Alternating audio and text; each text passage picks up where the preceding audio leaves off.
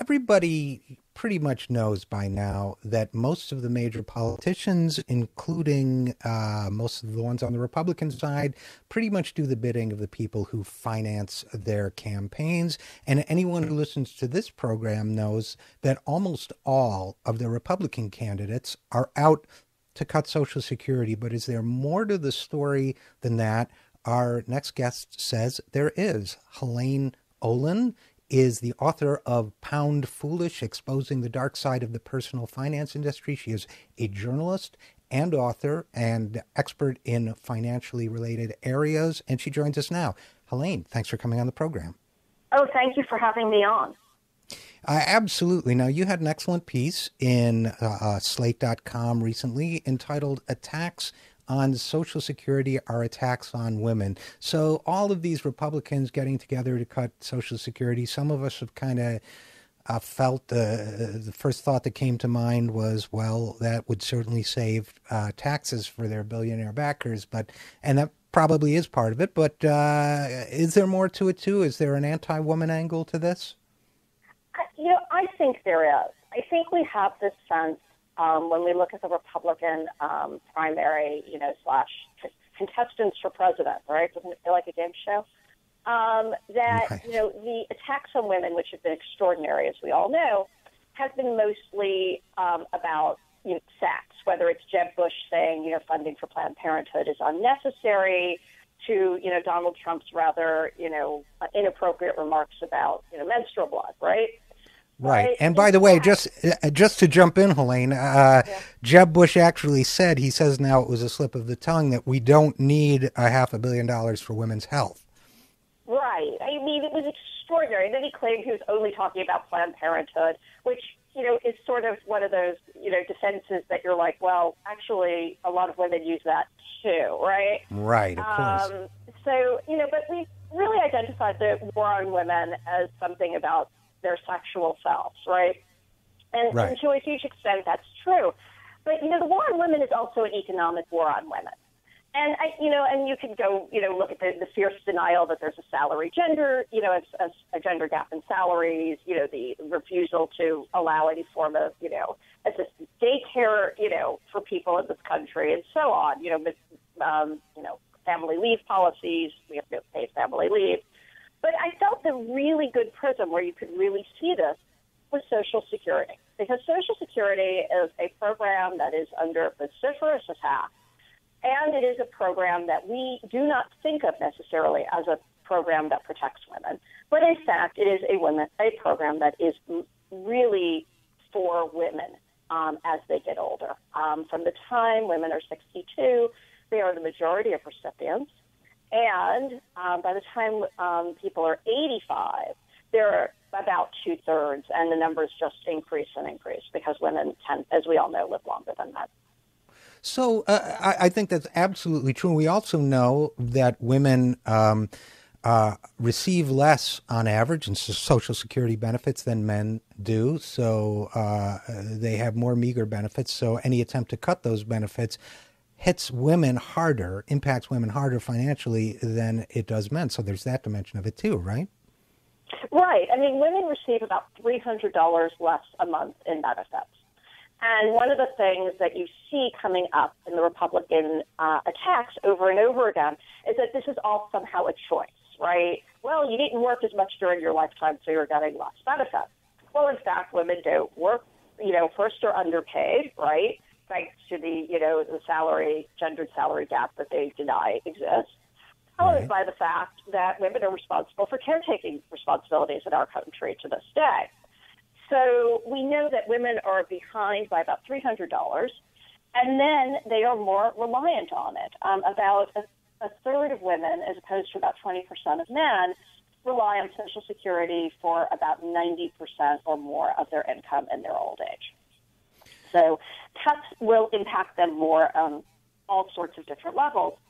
And one of the cuts that comes up a lot, and it pains me to say it has in the past been supported by by Democrats like President Obama, is the idea of changing the cost of living formula, which would be this supposed tiny cut of about 0.25% a year.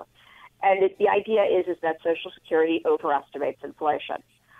In fact, that's really not true. If anything, the elderly, it probably underestimates inflation for the elderly because the elderly spend more of their money on both health care and housing, which are two things that are actually running higher than the reported rate of inflation in our country and have been for a very long time. But also, by the way, also I think transportation is a factor in there too. But you're right; those are the two big ones, as I recall. Exactly. All of the things they spend their money on. And I'm actually going to write another article about this, so I can come back on and discuss this at length. But all right. Yeah, I will. Right. Okay. So anyway, all the things they spend money on are more money, basically, right? But anyway, so this cut, what it would do is the idea is we'll cut like $1 here, $1 there. Well, by the time, somebody is in their early 80s, that's going to be over $50 a month for that. And it sounds piddly, right? But again, the average woman's getting a little over $1,000 a month to begin with. And what she is spending on food is about $57, $58 a week. And so this is going to just, decimate that, basically. It sounds like nothing, and for a lot of the men collecting Social Security, it is nothing. But for a woman, it's a different issue. And of course, in the course of a year, it's $600. So all of these do amount in many ways to attacks on women financially. We're talking with financial journalist Helaine Olen about her article, "The GOP Candidates' Attacks on Social Security Are Attacks on Women." Now, let's engage in some baseless speculation, if you're willing, Helaine. So about this, if you're not, I will. Which is, what do you think the motivation is for these largely, in fact, 16 out of 17 Republican candidates are male? What do you think is the motivation? Are they just thinking like oligarchs and not realizing that they're engaging in a war on women? Or is it, you suspect that there's some either semi-conscious or subconscious or some force at play here that is anti-woman in all of this? I do. I mean, don't get me wrong. I think a lot of it is, we know the 1% is much less supportive of Social Security than anybody else. Right. And that is definitively a factor here. There's no question. But I think there's also this feeling that people who collect any form of government benefits, right? And Social Security is a government benefit that we've all paid into, but it is a benefit, are somehow taking unfairly from the system. And there seems to be this idea that you are somehow receiving something that you are either not entitled to, or you should be grateful for whatever little scraps you can get that comes through here. And you see this over and over again. Some of the candidates, particularly Marco Rubio, has really said things along the lines of, people saved for their retirement in their future or in the past prior to Social Security because they had to. And Social Security has allowed them to basically slack off. And there's just this idea that, you're taking this because you screwed up your life and you don't deserve this. And again, women take care of people in our society. And it's just this kind of idea that somehow, maybe they shouldn't be rewarded for that, or that they should be punished for not saving, or that they are just, taking from people who are better than them, for lack of a better word. I mean, it's rather dismaying. And yet the silliness of it, Helaine Olen, is that by paying into the Social Security system, they were engaged in a form of saving. So they did pay into it. So in that sense, the entire argument falls apart. It's just another mechanism for financing someone's retirement. Also, by the way, I think, thanks for reminding me about that Marco Rubio quote, because I think that's probably objectively false, that in 1934 people were saving more before the creation of Social Security than they are absolutely. Yeah, I don't mean to interrupt. It is absolutely objectively false. Prior to Social Security, the majority of elderly people lived in poverty. Right. If they didn't, it was often because they managed to convince a child to take them in. One of the reasons we have Social Security is that many children were not interested in taking their parents in. and a distressing number of them were landing in the streets and in workhouses. I mean, so it's this whole mythological view of the past that never really existed in any case. That is absolutely correct. And the other piece of it is that, there are so many studies, you probably know the figures by heart. I'm not sure I do, but the studies that show that X percentage of Americans, maybe it's a third or just one or two lost paychecks away from being unable to pay their bills. And, where are you going to save if you're a middle class, if you're among that vast majority of people in this country whose wages have stagnated over the last 3 decades, while you struggle to make ends meet? It's not like saving is something you could do, but they're spending all that money on trips to Ibiza or whatever. Right. I mean, the stats are unbelievable. I'm Gen X, so I can talk about it I especially feel it through that prism, mainly because somebody wrote a rather, angry article this week accusing people in their 40s of not saving appropriately. And of course, the answer is people in their 40s are the sandwich generation, right? They've got their parents on one hand and their children on the other. Where are they saving for retirement again, right?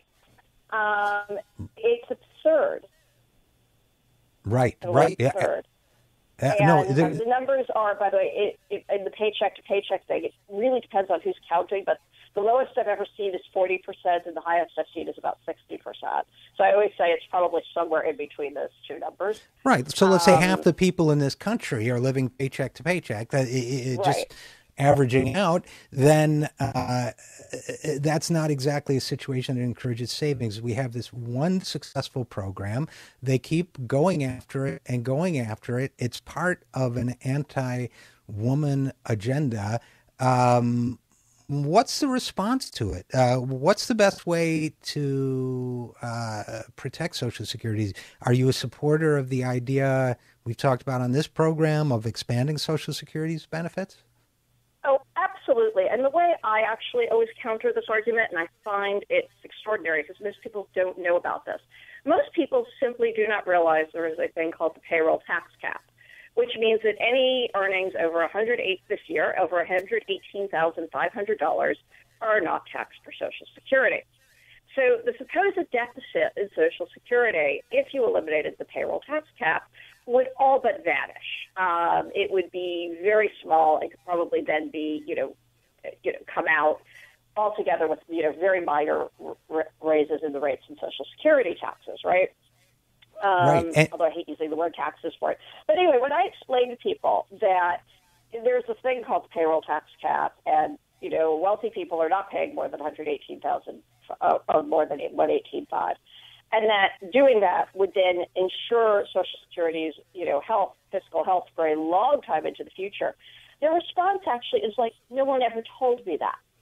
But people literally do not know this. And the reason they don't know this is because when you watch the news or you're listening to CNBC or MSNBC or wherever you're listening to any of this, right, it's very rare that it gets mentioned, even by supporters of raising the Social Security paychecks for people.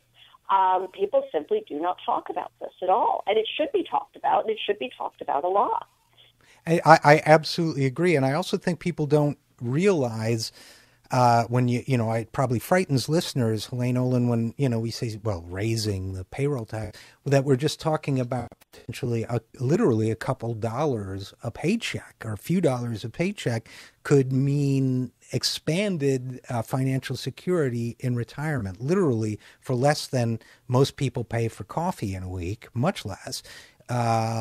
We could also expand the program's benefits well beyond what they are now and do it with financial security for the foreseeable future for the program, right? I mean, would you agree with that?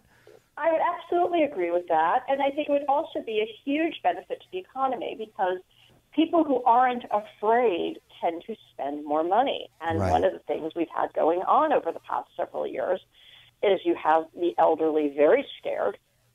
They are not, spending as much as they perhaps would like. Certainly, the idea that, an 80-year-old needs to save, probably is a little silly on some levels. And you want people to actually be out there and feel secure. We have this thing in our economy where we kind of damn people if they do and we damn them if they don't. So if they're saving money, they're not spending and supporting our economy because, about 70% of our economy is consumer-driven. And this has had real impacts, as we all know, over the past several years on our economy, where people are definitively not spending what they used to. At the same time, of course, we then turn around and penalize them or, condemn them if they want to spend money and say they're not saving enough. It's ridiculous. Right. Well, I'm going to agree with you, and unfortunately, we're going to have to leave it there. But I think giving, for example, an 80-year-old woman with $1,000 a month benefit a $50 increase, if she goes out and spends that money on groceries, that's good for everybody.